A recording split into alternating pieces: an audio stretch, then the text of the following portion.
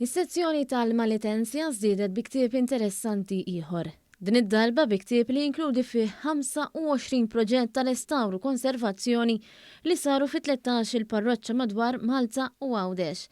Din l-ewwel pubblikazzjoni tax-xorti tagħha bit-titlu Conserving Art, a Selection of Good Causes minn Heritage Malta. Fiha wħud mill-proġetti li saru permezz tal-Fond għal Kawżi Ġusti. Godwin Vella li jħossib il-pubblikazzjonijiet ta' Heritage Malta qal li f'270 paġna hemm dokumentazzjoni dwar proġetti ta' konservazzjoni tarti li jinkludi pitturi taż-żejt fuq it-tila, pitturi fuq il-ħitan u anke skulturi. Il-ktieb wieħed mill-aspetti sbieħ tal-ktieb huwa li bażikament dawn il-25 proġett ta' restawr inklużi bejniethom juru b'wieħed ieħor l-aħħar 300 sena, l-aħħar 3 sekli tal-iżvilupp artistiku tal-arti sagra fil-Gżejjer Maltin.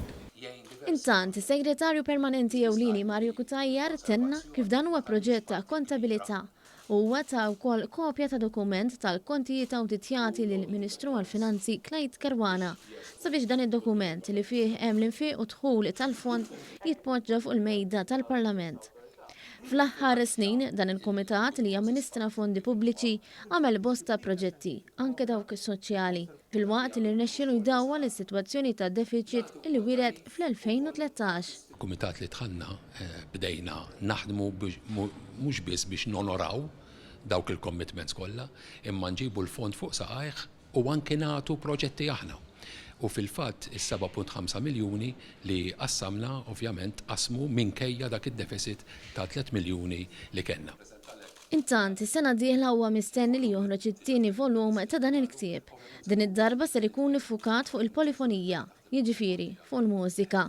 Waqt it-tnedija li saret fil-Mużew Nazzjonali tal-Arti tal-Komunità il-MUΖA, il-Ministru għall-Wirt Nazzjonali José Herrera tenna li din il-pubblikazzjoni qed tiċċelebra l-kontenut sinjuri li fih li tagħti stampa tal-patrimonju Malti. Il-Ministru għall-Finanzi tenna li tajjeb li wieħed jinnota li dan l-eżerċizzju sara l-ewwel darba u għalhekk ifisser aktar trasparenza dwar l-infiq pubbliku.